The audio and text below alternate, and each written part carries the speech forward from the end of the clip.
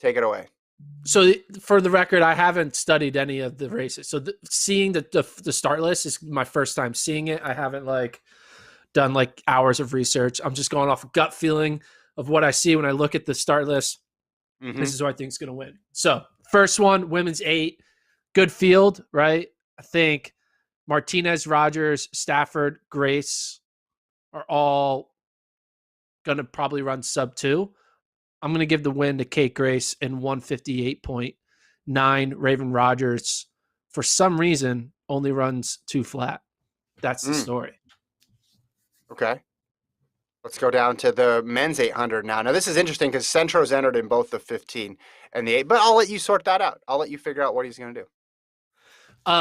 Centro is going to be a non-factor in this race. He's going to finish 6th in this race, so I'm not even going to consider him in this 800. Question is, where does Brazier and Courier? I think Brazier wins it. I think he wins it in 144.0, 144 flat. Courier and Harris go second and third, and they run 145 flat. No, they run 144.5. Sorry. All right, so you're picking the American record holder and reigning world champion to win. Some bold picks so far from Gordon. Let's keep going. It's all about the times. 144 flat. That's what he's running. All right, women's 15. Women's 15, we get to see Shelby Houlihan in her first race since December.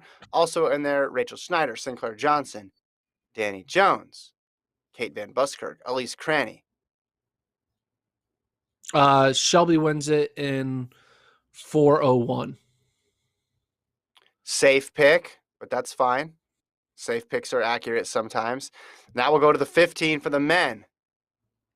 The aforementioned Centrowitz, Neil Gorley, Henry Wynn, Mohamed, and Eric Avila back on the same starting line again. We know what happened last time. Be careful. Also in there, Hobbs Kessler, Amos Bartlesmeyer, Craig Engels, Josh Thompson, as I mentioned. What do you think? Another Centro win? Does he keep the momentum going? Centro wins it, and it's not fast. He wins it again in 3:35. The story will be what Hobbs Kessler runs. Hobbs Kessler breaks 3:40. Do any other Americans enter the discussion after this race for trials contenders? No. Who wins between Josh Thompson and Craig Engels? Craig Engels. Does Hobbs Kessler PR go sub 340, and does he? Yes, 3:39. He doesn't break Alan Webb's time. He runs 3:39. Okay, so he does not get Alan Webb's 3:38. Good. A lot of info there in that men's 1500. Put it all out there. A lot of picks. A lot of guesses for Gordon and Gordon's guesses. All right, next event up, we have the women's 5,000 featuring Krisha Schweizer, her first 5K of the year. She, of course, has a PB of 14:26. Gordon, don't sleep on the second woman on that list, Caroline Kipkarui, 14:27 PB from 2017. Also, Jessica Hall in there, who has run 14:43. Schweizer wins it in 14:52. 14:52 for Gordon. Okay. Does anybody else get the standard in here? But tough to tell. All right, let's go to men's 5. Men's 5 is weird. Look at this. You got 2 sections, and you're like, wait, which one's the A section? Which one's the B section? Because section 1's supposed to be the A section, and you have Lamong in there, but section 2, you have Kincaid, Fisher, and Tuntavate. So I'll let you sort all this out. Make some picks with the men's 5K. This is like a little wild. So first question is, which heat will have? Man, so clearly I think they're putting Fisher and Kincaid in the second section because maybe they want to kind of practice going out slow and kicking. I don't know. Man, there's a lot of deep thought going into this, if that's the case. Why would they do this? I mean, well, so initially I thought, they're there to pull along Tuntavate. It's like, why not put Tuntavante in the fast heat? Yeah. I need some investigating Like on this this if isn't anybody like knows. pre-nats where you're supposed to have like an equal. You put Right. BYU in one section and NAU in the other to kind of keep it equal. Although, hold on. You do have Drew Bosley of NAU in Section 2. Do you You have do. any BYU alums in Section 1? I don't think you do. So, okay, it's You do not have that. Matt Baxter in section 1, so they put NAU and NAU. And I don't know. Lopez Lamong. Yeah, this is weird. I'm not gonna lie. It's weird. Maybe can you scroll down, Travis? Is anyone else in that section too? Okay, so it's a bunch of just bodies. Okay. As Charles Barkley and Shaq say, others, right? That's what they said. Others. Mm-hmm. Mm-hmm. All right, go back up. So this is weird why they're in that. Maybe they want to be they're doing a workout and they want to kind of maybe they're rabbiting or I don't know what they're doing. Man, Jerry's weird, man, with what he does. Also, this is before I get into this. This bothers me. I have a Is this a weird. guess still? This is not a Gordon's guess. It's not a You've, guess yet, but it's you've part of the exited the guess guessing. segment. Okay, Oh, keep going then. should I say the guess? But I want to say, if you go back to the screenshot of the start list, Lopez Lamong's team is Nike / Bauer, assuming men. Woody Kincaid is Nike, but lowercase IKE Bowerman. Grant Fisher and Karen Tuntave are Bowerman Track Club. Why do all these teammates have a different team way of spelling their team name? Like, aren't they all on the same team? Why do they all call it different? And that bothers me. We talk about wanting team sports to make it more popular, yet the most popular team in the country, you could say even in the world, they all call their team name something different. All right, end rant. Okay. Lopez Lamong will win section 1. They won't run that fast. They're going to run he's going to run 13-11. Okay. And then the winning time of the other section will also be 13-11. But, I'm not even going to guess the second section because it's weird. Just the winner of the whatever race is going to be 13-11. It's a big windup for some 13-11s there. Men's steeplechase. Sean McGorty running his second steeple. And in there as well is Mason Furlick. You can look at the whole start list right there. What do you think? Well, first question is, where's Evan Jager?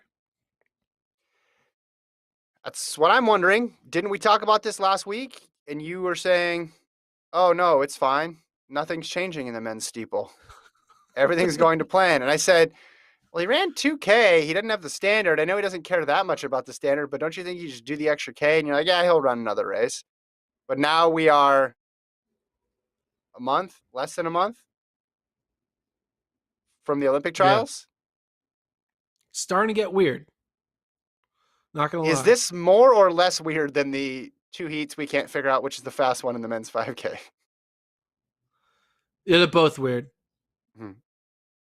Man, Bowerman just knows how to make everything weird. They run time trials backwards in the woods, in a black box, and they don't really explain what's going on with what they're doing. But anyway, Sean McGorty wins this, and his win. Is he in the teens?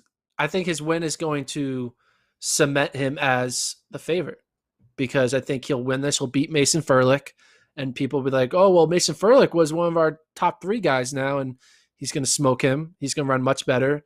McGorty's probably going to run like a 5-second PR. So whatever his time, I don't know what his PR is right now, but he'll run 5 seconds faster than what he ran in the previous race, whatever his time was.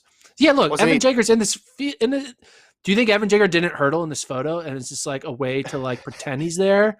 Like oh no, he did. Okay. That would have been perfect. It's like, let's pretend I'm also going over the barrier, but don't show it. Your question was immediately answered. That was great by literally clicking over on Instagram. So McGorty ran 8:20.77. So if you're saying you think he's going to get into the 18s for sure. 8:15. 8:15.77. Yeah. Dude, I have no idea what's going on. I don't know if they're just like playing games or they're waiting till he's like 1,000,000%. Maybe it's a Donovan Mitchell situation in game 1. Maybe that's it. It's like, hey, Could are be you ready? Yeah, I'm ready, but we're just being extremely cautious. I mean, they are training in Utah. I'm not saying there's a connection there, but the Jazz, Bowerman Track Club, you do the math. Okay, It could be. I am doing the math in my head, and don't do the math. it's I was going to adding say up. warning. Do not actually do that math. Women's steeple. Courtney Frericks of the Bowerman Track Club, who has steepled this year, who does have the standard. She's all set to go in there. Alio, I think, is the big story here, right? 9:30 PB.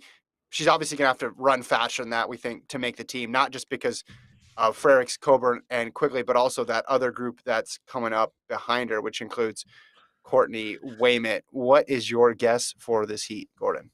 Courtney's going to win, and I think Allie finishes fourth in this race. I think Mel Lawrence, who's actually been running pretty well, finishes second. I think Allie kind of struggles and gets third or fourth. I think Frericks runs nothing too crazy, to be honest. She's probably going to run like 9:20. Okay. Yeah. All right. And then we go to the men's 10,000, headlined by Galen Rupp. First outdoor track race, as I mentioned, since 2017. Also in there, Juan Luis Barrios, Suguro Sako, Frank Lara, Noah Droddy, etc., etc. This is even for Rupp, who's obviously not a 10,000 guy as his primary event. This is a beatable field. All those words to say, this is a beatable field for Galen Rupp. He could still win this, even though he's not primarily a marathoner. I assume you agree with that? Yeah. He's Okay. going to win. What's he going to run, though? I have a lot of different thoughts in my head about how fast he could be in this heat. I think he runs 27:50. Mm. What do you think he runs? That's exactly where I had the over-under. I don't see him going over Really? 28. Look at that. Yeah. We're on the same page.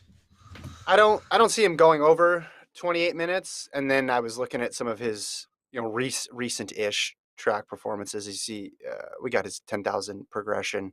I mean, he ran 28:18 in this meet in 2017, but I think